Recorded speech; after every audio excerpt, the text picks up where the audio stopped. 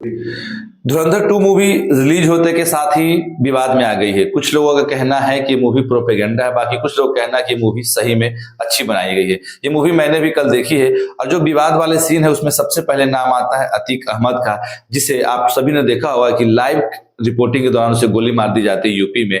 और उसका जो है सीन जो मूवी में दिखाया गया कि वो आईएसआई का एजेंट होता है, उसका कनेक्शन होता है पाकिस्तान के साथ। और जो यूपी में चुनाव होते हैं, चाहे यूपी में जितने भी ड्रग्स या हत्याएं होती है, वो सब में कहीं ना कहीं आईएसआई का हाथ होता है। ये सब चीज मूवी में दिखाया गया है। अगर रियल में बात करें तो ऐसे जब रिपोर्ट्स आए थे कि सच में अतीक अहमद जो है काउंटर फीटिंग यानी कि नकली नोटों का कारोबार करता था।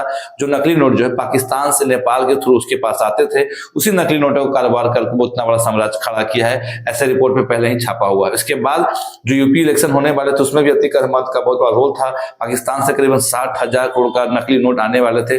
वो बात भी कहीं न कहीं मीडिया में छपी थी, उस बात को भी कंफर्म किया गया है मूवी में। इसके अलावा अतीक अहमद के ऊपर जितने भी चीज दिखाया गया कि अतीक अहमद को क्यों मारा गया, उसके पीछे की वजह यह थी कि अगर अतीक अहमद नहीं मरता तो यूपी में जो इलेक्शन होने वाले थे उसमें फिर से फेक करेंसी नोटों का कारोबार अतीक अहमद द्वारा कराया जाता है। इसी चलते अतीक अहमद की मौत यानी उसे मार दिया जाता है सरकार के द्वारा। और आप रियल में देखें तो अभी तक अतीक अहमद को क्यों मारा गया, किसने मारा, उसके पीछे की वजह क्या है, आज तक किसी के सामने नहीं आई है। तो इससे ये तो समझ में आता है कि अतीक अहमद की मृत्यु जो है सरकार के द्वारा ही कराई गई थी। कहीं ना कहीं उसे पता था कि वो पाकिस्तान के साथ इन्वॉल्व है।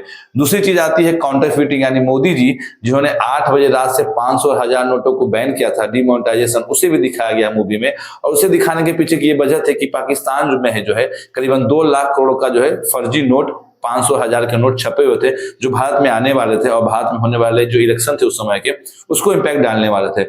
उसको लेकर सरकार ने यह फैसला किया था कि जितने भी 500 1000 के नोट है उसे बंद कर दिए जाएंगे, उसे इनवैलिड कर दिया जाएगा। वो चीज भी मूवी में दिखाई गई है कि कैसे मोदी सरकार ने फेक करेंसी से निजात पाने के लिए उस चीज को बंद किया था। ये दो चीजें जो है मूवी में सपोर्ट करती है, बीजेपी गवर्नमेंट के द्वारा बनाए गए जो डिसीजन थे उसे सपोर्ट करती है। इसके अलावा मूवी में और जितनी भी चीज दिखाई गई है वो कहीं ना कहीं ये दिखाती है कि इंडियन गवर्नमेंट जो है पूरी तरह से पाकिस्तान में हावी थी। पाकिस्तान में जितने भी मुजाहिदीन की मृत्यु हुई, चाहे जितने भी लोगों की हत्या हुई, उस सबके पीछे मोदी जी का हाथ था। ये मूवी में ज्यादा दिखा दिया गया है। ये चीज मैं भी मानता हूँ कि शायद जितनी हत्याएं यानी 40 से 42 मुजाहिदीन की हत्या दिखाई गई मूवी में, शायद उतनी हत्याएं भारत ने नहीं करवाई है। इसके अलावा जो पॉलिटिशियन जो रोल किया है राजत विधि ने, जो फिल्म में असलम चाचा के नाम से हैं, उनका भी रोल काफी लंबा दिखाया गया और ऐसा दिखाया गया कि उन्होंने मतलब पूरे पाकिस्तान का जो पॉलिटिक्स है और जो नेता बनते हैं उन सबके पीछे भारत का हाथ था, भारत के रॉ का हाथ था। ये थोड़ा ज्यादा हो गया था मूवी में। ये देख के ही समझ में आ रहा था कि मूवी को ऐसे मूवीज में ज्यादा लेवरेज लिया गया है दिखाने के लिए कि जो पाकिस्तान में जितने भी पॉलिटिकल रैलियां हैं, जो पाकिस्तान में जो गवर्नमेंट बन रही है, उन सबके पीछे भारत का हाथ था। ये मूवी में तो आप कह सकते हैं कि ये सब मूवी में थोड़ा एक्स्ट्रा दिखाया गया है, भारत को खुश करने के लिए दिखाया गया है।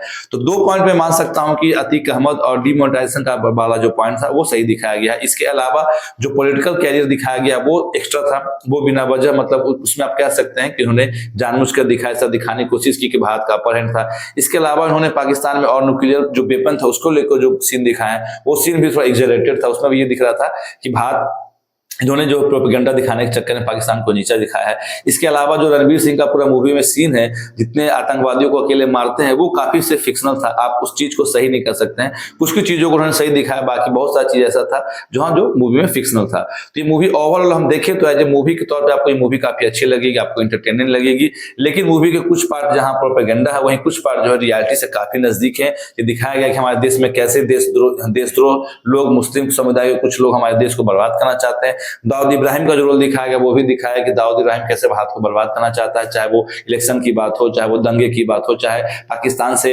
एजेंट भेजने की बात हो भारत में आके तबाह करने के लिए। दाऊद इब्राहिम को भी सही दिखाया गया है मूवी में।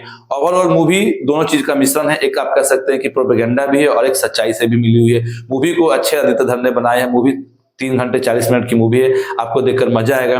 बाकी आप मूवी को मूवी की तरह के देखें, इसे आप ज्यादा अगर आप सोचिएगा तो शायद आपको दिमाग खराब हो जाएगा। और मूवी काफी अच्छी बनाई है। बाकी लोगों का जो भी कहना होगा वो लोग कहते रहेंगे, चाहे वो ध्रुव राठी हो, चाहे वो जनरल मूवी क्रिटिक्स हो, या वो मुस्लिम लोग हो जो इस मूवी से नाखुश हैं। लेकिन जनता कितना देखती मूवी को इस बात पे डिपेंड करता है कि मूवी कितना कमाती है। अगर ये मूवी बहुत ज्यादा पैसे कमाती है तो समझ जाइए कि जनता की मूवी पसंद आई है, क्योंकि आजकल जनता का